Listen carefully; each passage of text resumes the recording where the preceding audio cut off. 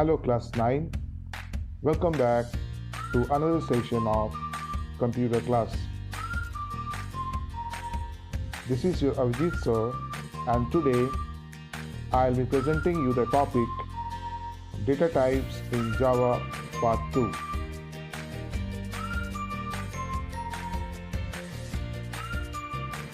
Identifiers or variables. Now what is identifiers? Now identifiers are also known as variables in Java programming. A variable is a named memory location which contains values. That means a variable is a location or is a place where values are stored. The value of a variable can change depending upon the circumstances and problems in a program. That means the value that is stored in a variable can change. It does not remain fixed. A variable can possess any combinations of letters without space. So when you write the name of the variable, there should be no space. So it can be letters, any letters, but there should be no space. And if you are giving space, then you have to use underscore symbol. We can declare more than one variables of the same type in a statement. So we can declare variable same type, means data type, like int. Say there are three variables I want to declare as integer data type. So what I'll do, I'll write int a comma b comma c. That means a, b and c are variables of what type? Integer type. Now if you see the syntax, how to write or how to declare variable name, first you have to write data type, then you have to give space, and after that you have to write the variable name. Let's see one example. Int is what? Int is a data type. And m is what? And there is a space and then m. M is a variable name. And then it is terminated with a semicolon. This is the syntax. Now m is a variable. What type of variable? Integer variable. That means it will hold only, or it will store only integer values. Now another example, if you see float p comma q comma r and then semicolon. That means float is the data type, p, q, r are variables. Now these variables are separated with comma. That means there are three types of variables, p, q, r, and what type of value it will store? It will store float or decimal values. So more than one variables also I can declare under a particular data type. Okay, so this is the syntax.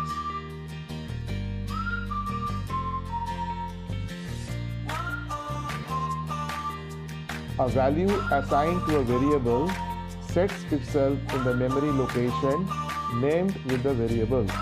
If certain change is brought about due to an operation, it is maintained in the same locations. Thus, a variable change its value. Now, if you see one example, suppose these are the memory location, is white, and before execution,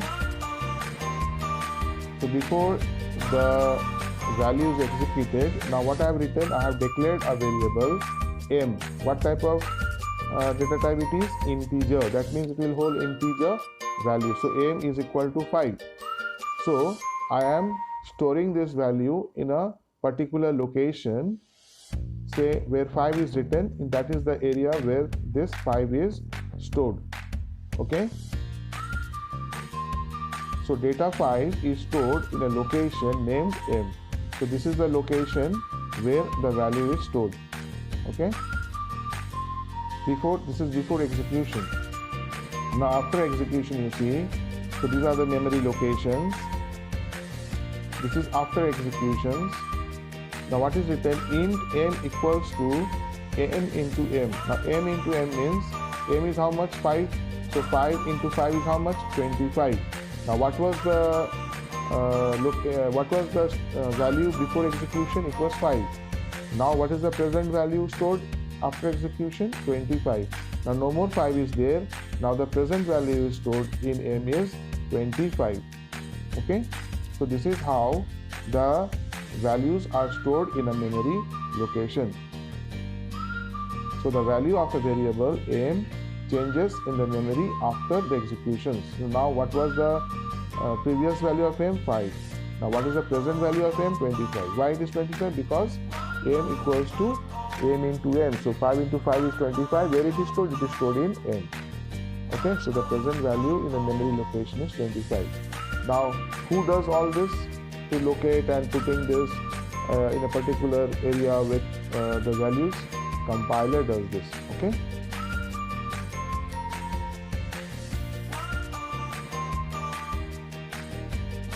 Need to declare a variable. Why do we require to declare a variable?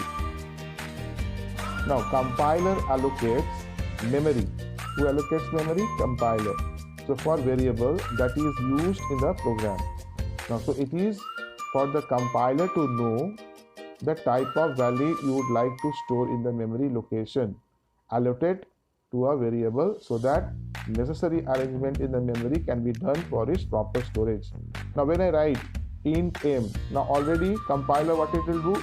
It will create a memory location for variable aim, and as I have mentioned int, so it will store exactly, compiler knows how much capacity it will keep for this particular variable m.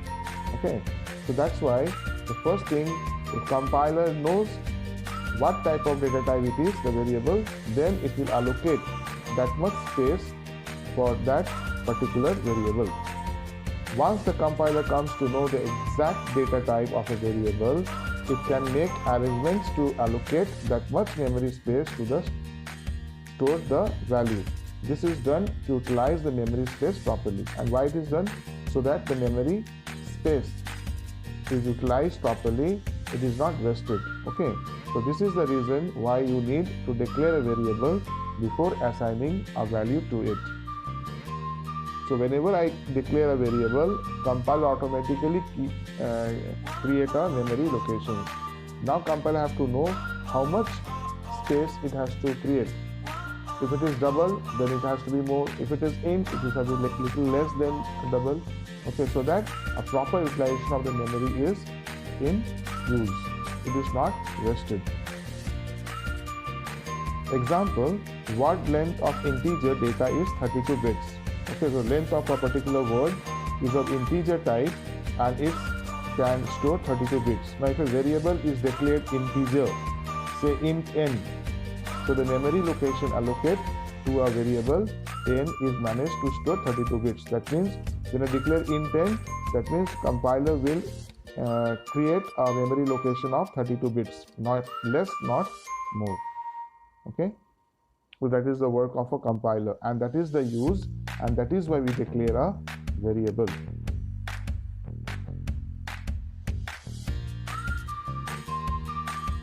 Next is how to initialize a variable.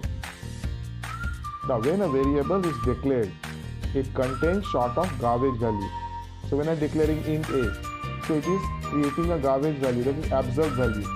Now which may create problem during execution of the program. When it run the program, then it may give you wrong answer. So we may not obtain a proper result although the program logic is correct. So that's why we require to initialize a variable. Okay. So under such circumstances, we need to initialize a variable so that the output should come correct. It should not give us wrong output. So that's why we should initialize the variable. The initialization of a variable can be done in two ways. What are the two ways? Number one is static initialization and number two is dynamic initializations. Now we'll understand what is static initializations.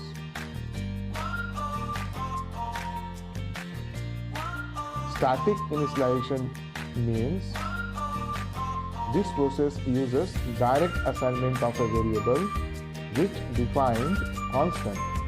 The variable is initialized during its declarations before its actual use in the program logic. So before I am using in the program, I have to initialize the variable beforehand. Okay, now how to do it? See the example. Now suppose there are data type, then declaration, and then static initialization. Suppose integer data type. Now how I am going to declare int a? Now int a. Now I have to initialize a equals to 0. Now if I do not initialize a equals to 0, then what it will happen? Then it will take the absurd or the garbage value, and later on it will give me a wrong output even if the logic of the answer of the program is correct. Okay, so if it is an integer type, then we should initialize like this, a equals to 0. If it is float data type, then we have to write float f, and how to initialize a equals to 0.0. Why? Because it holds a decimal value, so you have to initialize a equals to 0.0. If it is double, then how to initialize double d equals to 0.0. So this also it will hold fraction or decimal values. If it is character data type, then we have to declare it char c. Now all of you see that when I do the declarations, all the letters of the data type is small. Okay, so char c. Now how to initialize char? Just write c equals to then single inverted comma, one closing and one ending inverted comma should be there without any thing to write. It should be empty actually. Okay, next is string. String means it will hold more than one character. It can be a word, it can be a letter, it can be a sentence. So in only string, s will be capital. So string s, so s is equal to, now it should enclose within double inverted comma. When you initialize it, it should be empty between the inverted commas, both in char and string. Only you have to start and end with inverted comma. One is single and another is in string, it will be double inverted commas. Next data type is boolean. Now boolean, suppose boolean p. P is a boolean type of variable. Now p equals to, now how to initialize? P equals to false. Okay, so these are the different way to initialize your variables. This initialization is known as static initialization, and it is done before you start writing the program. You should, while you are writing the program, before you are executing the program, you have to initialize all these variables. Okay, you have to write inside the program. So before you compile or start your execution, this has to be written. If you do not write, then what will happen? It may give you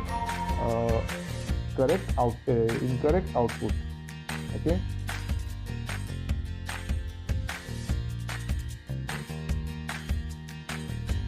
Next is second type of initialization, which is called dynamic initialization.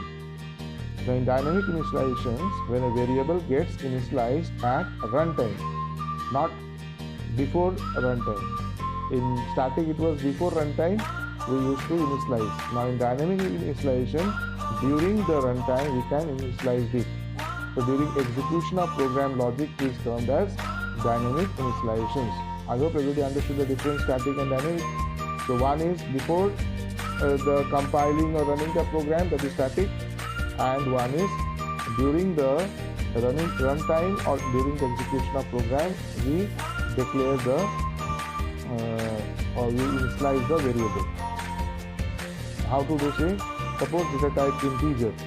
Now you can declare int a comma b comma c. That means a, b, c are all variables of integer data type. And dynamic initializations, I am writing the formula c equals to a plus b. Second one is float. Float p equals to 2.2, k equals to 4.2.2. So in this, how to dynamic initialized? F equals to p plus a. Okay. Double. Suppose int a equals to 49, double d equals to double d. Now how to write the dynamic initialization? D equals to math dot square root a. So when you are writing the formula, that time you have to do the dynamic initialization. So these examples that you're seeing is nothing but a dynamic initialization. String st1, st2 and st3, these are all variables. Now st3 equals to st1 plus st2. Now what you are doing, you are concatenating, you are joining the two words by using plus. Okay, so and where you are storing it, you are storing in s3. So this is how a dynamic initialization is done. I hope you have understood the difference between static and dynamic initialization.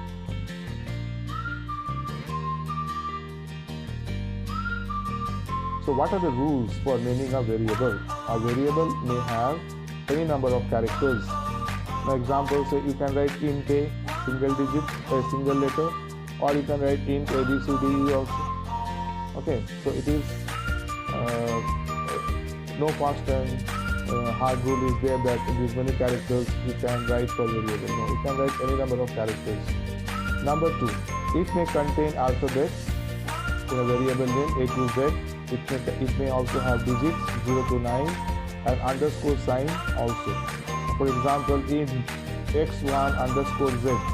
So you see x is also there, alphabet is also there, a number is also there, and underscore is also there. But there should be no space in a variable name. Suppose if you don't write underscore, then it is incorrect because there will be a space. So space are not allowed in a variable name. Third is the underscore can be applied in between the characters to increase the length of a variable name. Suppose if you write int xyz underscore 1 2 3 underscore abc, then also it is correct. Okay, so you are just increasing the length of the variable name by using underscore. A variable name must always start with an alphabet followed by number or alphabets or symbols. So always you must remember the variable name should always start with a number, alphabets, not number. And one example you see int 2ma. This is invalid. Why? Because a variable name should not start with numbers. Okay? So it is invalid. So how to correct it? I can write int na2. Now I have started a variable name with a alphabet, not with number. So this is correct. Last, variable name should be meaningful, which is easily depicts the logic. Now suppose if you write a b c d e x y z, this does not make any sense. So always give some meaningful. Like suppose if you are finding sum, so it's better to write a double sum. A sum is the variable name and double is the data type. That means you will add the value. Suppose int average. So average means you are finding the average. So this is a meaningful variable name. So always your variable name should be meaningful, not like ABCD. So this doesn't make any sense. Though it will work, but it doesn't make any sense. So I hope everybody understood the rules for naming of variable.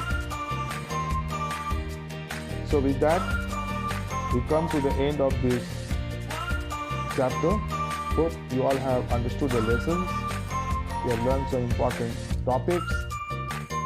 So we will soon meet in our next session.